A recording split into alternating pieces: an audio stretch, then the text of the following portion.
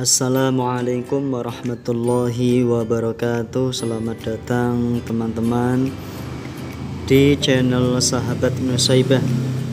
Sebelum kita masuk pembahasan materi kali ini, silahkan teman-teman yang belum subscribe channel ini silahkan di subscribe terlebih dahulu. Yang belum like silahkan di like. Kemudian jangan lupa bagikan video materi kali ini, semoga bermanfaat untuk semuanya. Oke teman-teman, kali ini kita akan membahas tentang substansi dan strategi dakwah Rasulullah Shallallahu Alaihi Wasallam di Mekah. Sebelum kita belajar lebih lanjut, alangkah baiknya kita membaca basmalah bersama-sama. Semoga belajar kita dalam video ini kali ini membawa manfaat berkah.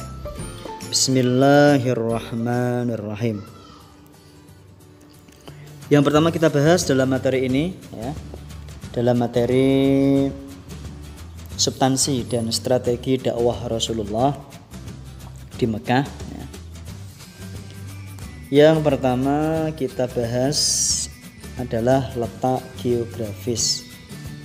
Jazirah Arab terletak di sebelah barat daya Asia. Arab merupakan yang dikelilingi oleh semenanjung Laut Merah, Samudra Hindia, dan Selat Persia. Secara umum merupakan padang pasir. Para ahli ilmu purba membagi Arab menjadi 3 zona, yaitu pertama, zona Arabia Petrik. Apa itu? Yaitu daerah yang berada di sebelah barat daya lembah Syam. Kemudian yang kedua adalah zona Arabia Deserta, yaitu Syam itu sendiri. Yang ketiga adalah zona Arabia Felix, yaitu negeri Yaman yang terkenal dengan sebutan Bumi Hijau. Itu gambaran sedikit tentang letak geografis di wilayah Arab atau di wilayah Jazirah Arab. Selanjutnya kita bahas mengenai penduduk Arab. Yang pertama, penduduk Arab Ba'idah, yaitu penduduk Arab yang sudah musnah. Teman-teman, keberadaan mereka tidak diketahui jejaknya kecuali yang disebutkan dalam kitab suci seperti kaum Ad, Samud, Tasam, Jadis, dan Jurham. Itu diantara yang jejak rekamnya ada.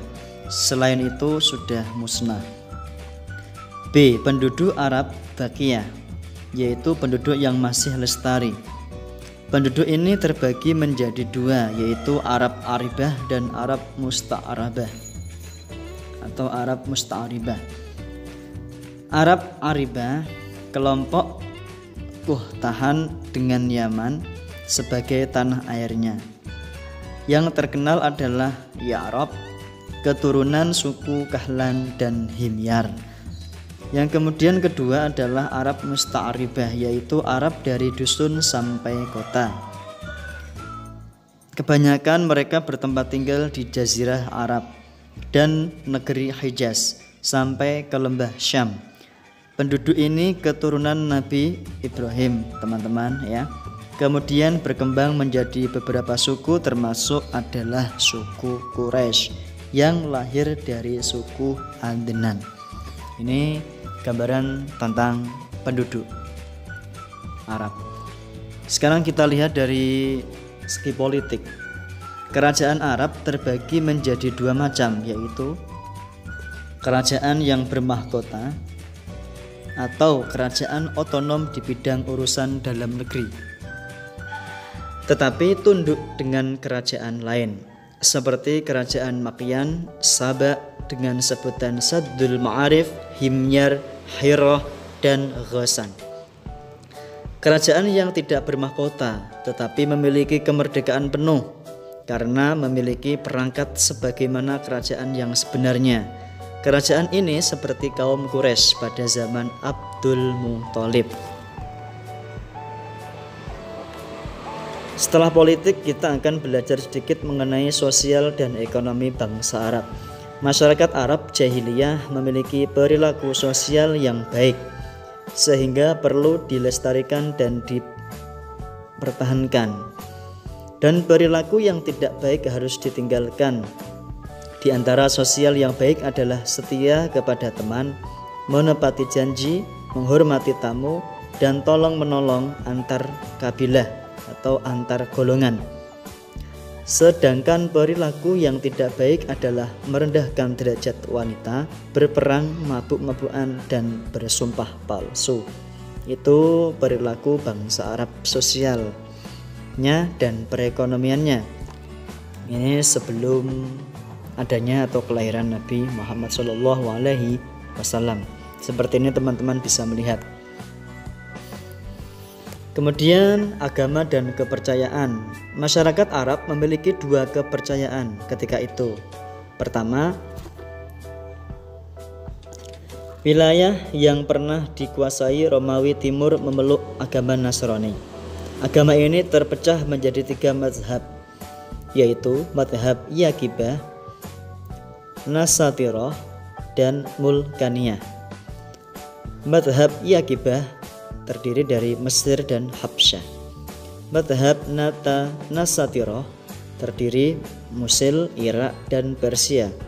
Kemudian mazhab Mulkaniyah yaitu Afrika Utara, Sihilia, Syria, dan Spanyol.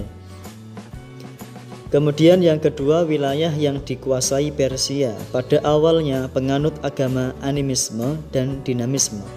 Agama tersebut menyembah roh dan leluhur serta benda-benda alam seperti langit, cahaya, api, udara, berhala, dan lain-lain. Kita masuk substansi dakwah Rasulullah Shallallahu Alaihi Wasallam di Makkah. A. Memperbaiki akhlak masyarakat Makkah. Di antara akhlak yang diperbaiki oleh Rasulullah ada beberapa, yaitu pertama, merendahkan derajat wanita. Sebelum datangnya Rasulullah, orang-orang jahiliyah sangat tidak menyukai, bahkan membunuh wanita. Merendahkan derajat wanita dalam hal ini ketika hadir atau lahir bayi dan terlihat bayi itu perempuan, maka akan dibunuh. Ini adalah akhlak yang diperbaiki Rasulullah. Yang kedua adalah suka bermusuhan, suka bertengkar, dan suka bertarung. Selanjutnya suka mabuk-mabukan dan suka melakukan sumpah palsu. Ini adalah akhlak-akhlak yang diperbaiki Rasulullah Shallallahu Alaihi Wasallam di wilayah Mekah. Kemudian substansi dakwah Rasulullah Shallallahu Alaihi Wasallam. B. Memperbaiki dan meluruskan tauhid. Ini yang pertama, kaitannya dengan tauhid. Islam mengajarkan menyembah hanya satu Tuhan, yaitu Allah Subhanahu wa Ta'ala. Islam mengajarkan kewajiban manusia untuk beribadah kepada Allah.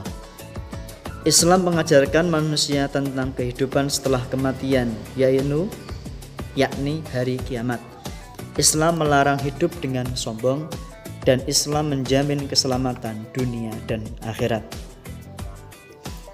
Substansi dakwah Rasulullah selanjutnya yaitu menyampaikan persamaan hak dan derajat manusia. Islam sebagai agama yang diridhoi oleh Allah memandang bahwa setiap manusia memiliki hak dan derajat yang sama sebagai hamba Allah. Yang membedakan antara hamba Allah hanya satu dengan yang lain adalah nilai ketakwaan kepada Allah. Allah berfirman, Bismillahirrahmanirrahim, Ya ayyuhan nasu inna khalaqnakum min dzakarin wa untha waj'alnakum syu'uban wa qabaila lita'arafu inna akramakum 'indallahi atqakum innallaha alimun khabir. Artinya, wahai manusia, sesungguhnya kami menciptakan kamu dari seorang laki-laki dan seorang perempuan. dan menjadikan kamu berbangsa-bangsa dan bersuku-suku, supaya kamu saling kenal mengenal. Sesungguhnya orang yang paling mulia di antara kamu di sisi Allah ialah orang yang paling bertakwa di antara kamu. Sesungguhnya Allah Maha mengetahui lagi Maha mengenal. Surah Al-Hujurat ayat ke-13. Selanjutnya adalah substansi dakwah Rasulullah mengenai pengubahan kebiasaan bertaklid. Masyarakat Arab sebelum Islam memiliki kebiasaan bertaklid kepada nenek moyang. Kebiasaan yang berjalan secara terus-menerus.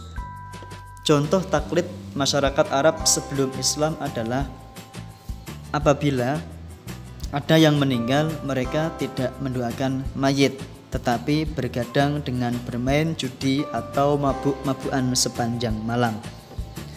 Tradisi taklid seperti ini diubah oleh Nabi ketika melakukan dakwah Islam.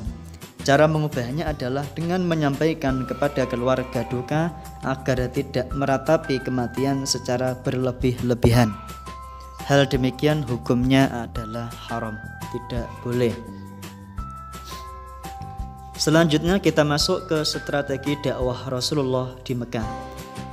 Di dalam menyampaikan misi dakwah Islam, Rasulullah menerapkan strategi yang efektif dan efisien karena telah terbukti hanya dengan waktu 23 tahun Islam sebagai agama yang sempurna.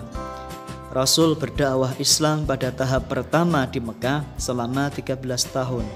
Ada dua jenis strategi yang ditempuh oleh Nabi Muhammad SAW dalam mendakwahkan Islam di Mekah.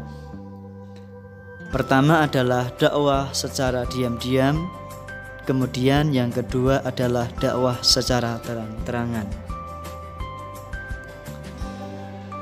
Pelaku dakwah pertama adalah Nabi Muhammad SAW. Beliau adalah manusia terbaik di sisi Allah, sehingga semua kepribadian dan perilaku menjadi contoh tauladan atau uswatun hasanah. Hal yang sangat penting ketika Rasulullah mendakwakan Islam, Rasulullah mengajak umat manusia masuk ke dalam agama Islam. Dan Rasulullah adalah orang yang pertama kali yang mengamalkan sehingga menjadi contoh yang sempurna. Firman Allah, Bismillahirrahmanirrahim. Laqad kana lakum fi Rasulillahi uswatun hasanatul liman kana yarjullaha wal yawmal akhir wa dzakarallaha katsira. Al-Ahzab ayat ke-21.